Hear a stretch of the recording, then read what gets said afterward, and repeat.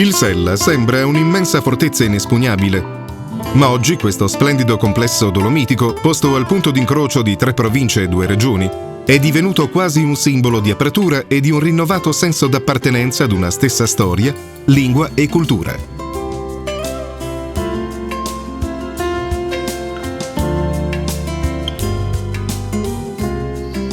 Una continuità di fondo che si può ben osservare transitando da una vallata all'altra, attraversando i passi dolomitici che collegano Corvara, Selva Valgardena, Canazei, Arabba tra le province di Bolzano, Belluno e Trento, e quindi anche tra le regioni Trentino Alto Adige e Veneto.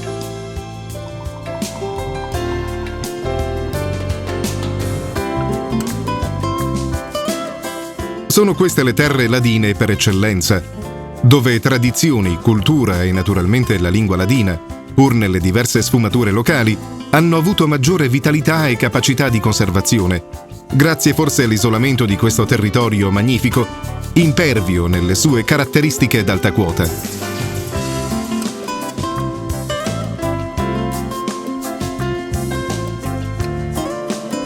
I ladini di Livinallongo, Colle Santa Lucia e Cortina d'Ampezzo, situati al margine nord-occidentale della provincia di Belluno, si sentono da sempre strettamente legati a quelli che popolano le vallate altoatesine che si diramano dal gruppo montuoso del Sella. È vero infatti che queste località sono state distaccate dal Sud Tirolo con un regio decreto del 1923 e pur appartenendo da allora amministrativamente alla provincia di Belluno, non hanno però allentato nel tempo il legame con l'adiacente territorio altoatesino, basato sull'antica comune appartenenza all'impero austro-ungarico, sentendosi oggi parte integrante della comunità sovraterritoriale definita Ladinia del Sella.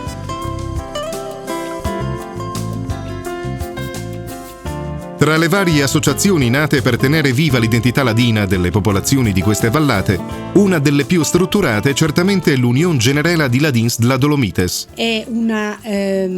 istituzione culturale nata moltissimi anni fa, già nel 1905 ad Innsbruck, quando gli studenti delle 5 valli di Gardena, Badia, Fodon, Ampezzo e Fascia si ritrovavano lì per degli studi. Avevano capito che sarebbe cambiato probabilmente lo scenario politico della Mitteleuropa e quindi avevano deciso di creare questa istituzione, perché se fosse avvenuta una spartizione del territorio sarebbero comunque stati legati culturalmente, ideologicamente e storicamente per portare avanti la propria identità. Così è successo perché l'Unione Generela a tutt'oggi vive ancora, tiene legate le 5 valli, quindi un'istituzione importantissima con un giornale settimanale che esce per tenere proprio viva questa identità e questa nostra storia. L'ambito territoriale naturalmente copre, come abbiamo detto, le 5 valli attorno al Sella e quelle che storicamente furono legate e fecero parte dell'antica contea del Tirolo. Dalla tortuosa strada che si arrampica verso il passo Falzargo è ben visibile il castello di Andraz. Fin già da attorno all'anno 1000, eloquente testimonianza dei tempi in cui il vescovo principe di Bressanone esercitava il suo potere in questo territorio. Questo è il castello di Andraz, emblema del nostro territorio. Questo castello venne costruito circa agli inizi dell'anno 1000, verso il 1027 è la datazione presunta, dal vescovo principe di Bressanone, che ne fece poi un suo avamposto soprattutto per quelli che furono gli interessi economici che questi territori potevano offrire all'epoca. Difatti qui siamo all'arrivo della strada dell'Avena che partiva alle miniere del Fursil e che sono poi nel comune qui vicino a Colle Santa Lucia, e qui veniva trasportato il materiale ferroso estratto dalle miniere e veniva fatta una prima cernita del materiale. Ci sono ancora i forni fusori, sono stati ritrovati dei forni fusori nel cortile del castello. Poi da qui quel materiale che aveva subito ormai una prima lavorazione veniva avviato attraverso il passo Valparola proprio verso la Val Badia e attraverso la Valpusteria poi veniva avviato verso il Tirolo, la contea del Tirolo. Gli interessi della Contea del Tirolo nei confronti di questi territori sono sempre stati forti. Poi, essendo territorio di confine, perché il confine con praticamente l'Italia passava a pochi chilometri da qua, proprio a fondovalle, venne mantenuto sul territorio un presidio militare importante, vennero costruiti parecchi forti a difesa appunto della linea di confine. Nemmeno il passaggio attraverso la tragedia della Prima Guerra Mondiale, il cui fronte si snodava proprio tra queste cime e vallate, ha di fatto modificato i rapporti tra le varie popolazioni, nemmeno dopo la ridefinizione dei confini interni seguita alla conclusione del conflitto.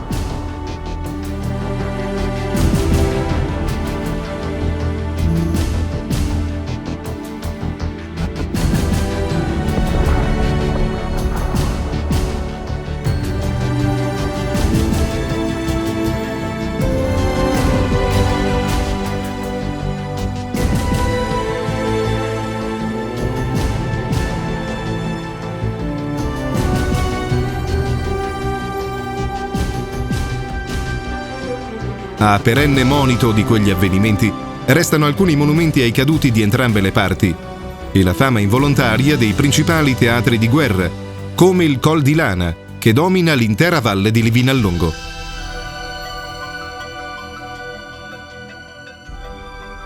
Con la fine della Prima Guerra Mondiale l'impero austro-ungarico, che aveva perso la guerra, dovette cedere tutto il Sud Tirolo e quindi anche questi territori che ne facevano parte all'Italia. Colle, Livinallongo e Ampezzo vennero separati dal resto del Sud Tirolo e appunto alla gente che era ritornata era stato promesso un aiuto, ma questo non avvenne. Oggi le sfide sono ben diverse, legate alle turbolenze economiche mondiali e a quel che si definisce nel bene e nel male globalizzazione. E soprattutto oggi nel mondo della globalizzazione questa identità è un qualcosa di veramente importante, un qualcosa che ci lega alla terra, al territorio, al nostro modo di essere e quindi dovrà vivere e sopravvivere, anche se riteniamo comunque che si sia veramente rafforzata in questi ultimi anni.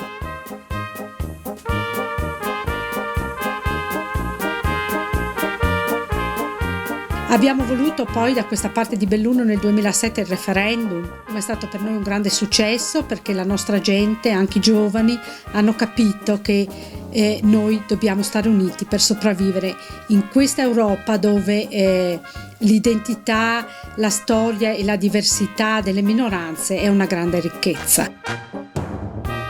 Stili di vita, lingua, tradizioni, storia. Un'identità comune riconosciuta da ben 19 comuni disposti attorno al Sella e che trova rappresentazione anche nella Lia di Comuns Ladins,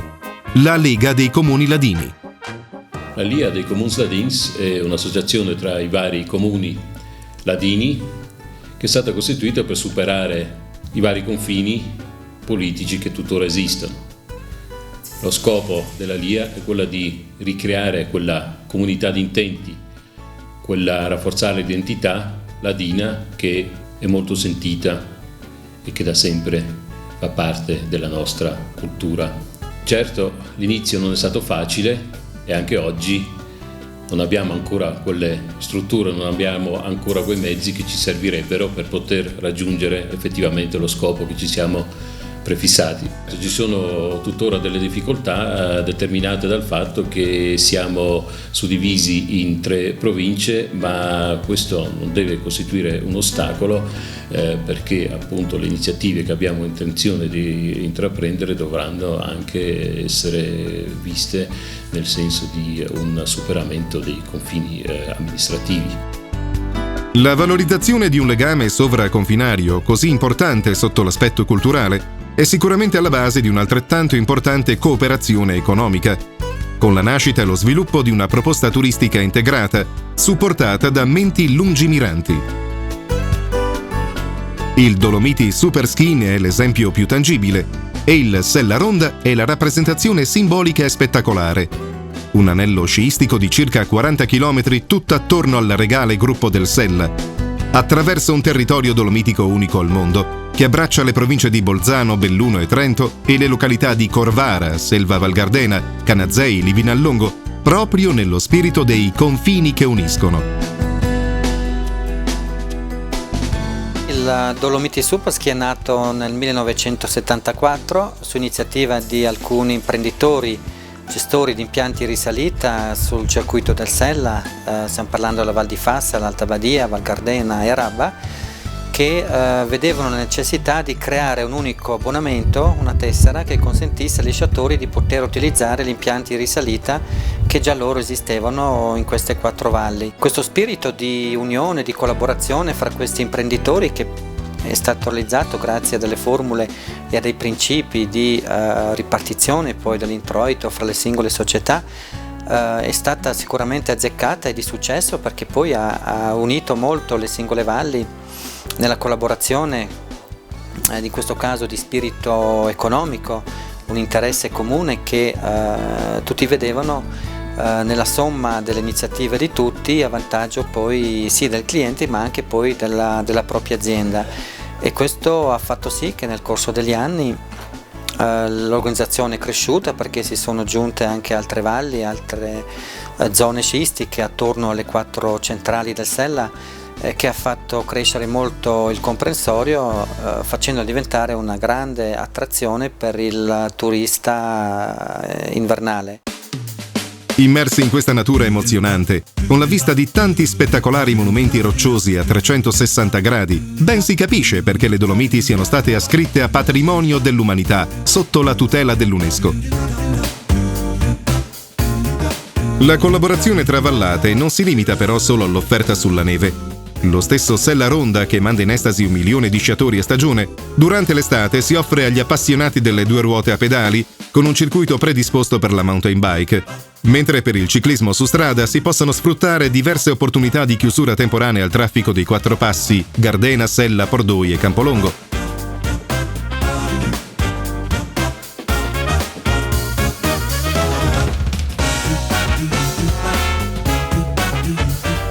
Questo territorio, a cavallo tra Alto Adige, Trentino e Bellunese, con tutta la sua impareggiabile bellezza, ma anche la sua asprezza dovuta all'isolamento geografico e all'alta quota, è dunque un chiaro esempio di come una comune cultura e l'appartenenza ad una stessa terra siano un cemento ben più solido di fittizie divisioni amministrative, soprattutto in un'Europa ora unita e in presenza di una globalizzazione sempre più spinta, che porta a competere con il mondo intero, ma contemporaneamente a difendere con forza la propria identità, quale bene prezioso non solo per chi vive in queste vallate di montagna, ma anche da offrire agli ospiti sempre più assetati di esperienze umane veramente genuine.